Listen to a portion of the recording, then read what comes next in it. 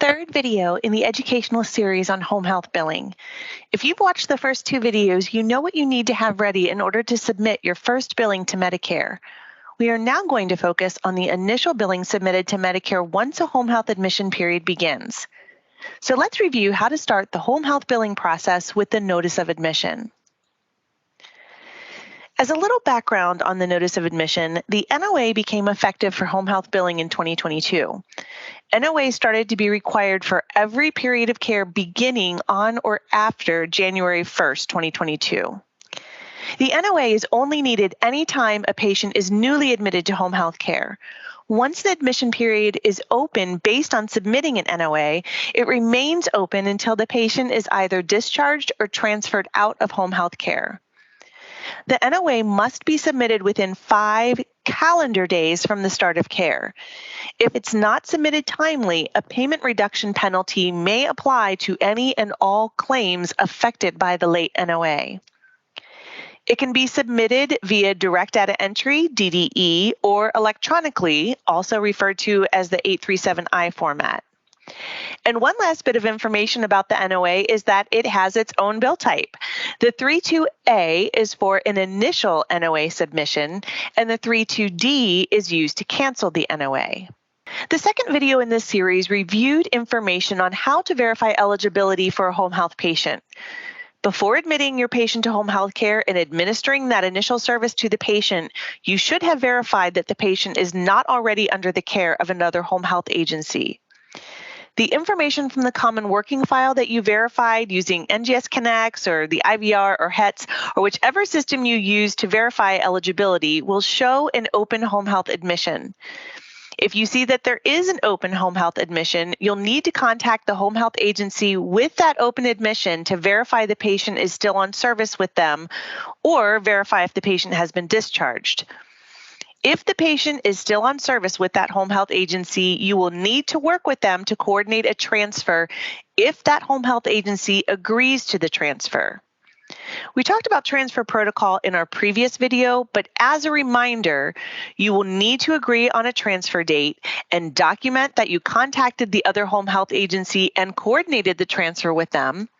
You'll have to notify the beneficiary of the transfer protocol, and then you can submit your NOA with a condition code 47 once the admission period begins.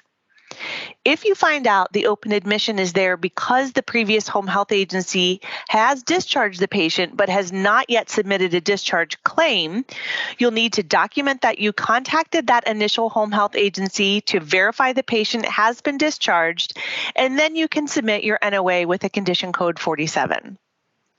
The next few slides detail the fields that must be reported on the NOA and the information required in each field. This information required differs depending on how the NOA is submitted, but the information is combined here to show all required fields, whether you're billing electronically or via DDE. And notice that regardless of whether you're submitting the NOA in DDE or electronically with whichever billing software you use, there are certain fields on claim page 1 that must be completed for both. The beneficiary's Medicare number and some beneficiary information, including the last name, first name, middle initial if they have one, their full address, date of birth, and sex code are all required. Also required are the type of bill, your agency's NPI, the statement from and through dates, the admit date, the facility zip code, and the condition code field. Now, the condition code field is the only field that is optional depending on whether you need to submit your NOA with a condition code 47. And just a note on the admit date. In this field, you enter the effective date of admission, which is the first Medicare billable visit and the Medicare started care date. The admission date on the NOA must always match the from date. And this is the admit date you are going to use on all period of care claims in this admission period until the beneficiary is discharged or transferred out of your home health agency's care. If you're billing the NOA via DDE, the only fields that need to be completed are on claim page 1. All other fields on the rest of the claim pages that we are going to review only apply to electronic billing. There's only one revenue line required for claim page 2, and that's revenue line with the 0023 revenue code, which indicates that you are billing under the Home Health Prospective Payment System. The HIPS code, or the Health Insurance Prospective Payment System code, entered in the HCPC field should use the placeholder HIPS of 1AA11. Only one unit needs to be entered on this 0023 revenue line, and the total charges have to be reported as 0.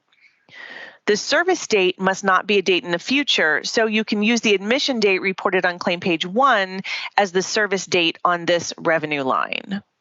Next, we have claim page 3. The NOAs are always submitted as Medicare primary, so here you will enter Medicare on line A with a payer code Z. The appropriate release of information indicator should be entered along with an appropriate ICD code for the principal diagnosis code. And any valid diagnosis code can be used in this field. And finally, for claim page 3, you will need to enter an individual physician MPI in the name of the attending physician who established the patient's plan of care with verbal orders. The last couple of claim pages don't have a lot of information, but it's good to know what information should be included on these claim pages. Claim page 4 is only for remarks and does not need to be completed when you're submitting an NOA for a new admission. The only time it's suggested that you use the remarks field is to explain the reason for canceling an NOA should you need to do so. Claim page 5 reflects the patient's name and Medicare number. These fields should automatically populate, however, depending on whichever software system you're using to bill, they may not. So it's good to know that it's simply the patient's name and Medicare number that are required in the insured name and insurance number fields. There may be times when the NOA is submitted timely within the 5 calendar days of admission, but there was an error on the NOA. NOAs cannot be adjusted, so in order to correct the error, the NOA must be canceled and resubmitted. Errors that would affect the admission period that should be corrected by canceling the NOA with the incorrect information and resubmitting the NOA with the correct information are when the admission from or through dates are reported incorrectly, or when the NOA was submitted for the wrong beneficiary. When the NOA was originally received timely but was canceled and resubmitted in order to correct an error, there is some information you will need to include on the claim affected by the resubmitted NOA, which the claims processing system will see as late due to the new receipt date on the corrected NOA. This will in turn affect the reimbursement on the claim, so in order to avoid the financial penalty on the claim, you can enter remarks stating the NOA was actually timely, but it was canceled and rebilled to correct an error. You will also need to append the KX modifier to the HIPS code reported on the claim's 0023 revenue line. Keep in mind, if you need to cancel the NOA and resubmit it in order to correct an error, it should be done as soon as possible. A good rule of thumb would be to submit the correct NOA within 2 business days of canceling the incorrect NOA. One last note about canceling and resubmitted an incorrect NOA. If a home health agency realizes the NOA was submitted with incorrect information after submitting claims for that admission, any and all claims billed after the NOA must be canceled before the NOA can be canceled and resubmitted with correct information. Since the NOA sets up the admission period for all claims submitted to reflect the beneficiary's care during that admission, the claims will have to match the dates and the beneficiary information on the NOA. So the same guidelines for billing the resubmitted claims with the KX modifier and remarks discussed earlier also apply in this situation. This concludes part 3 of our home health billing series. Thank you for watching this video, and we hope you continue along your educational path and watch the next in our series on what to know prior to billing the home health period of care claim.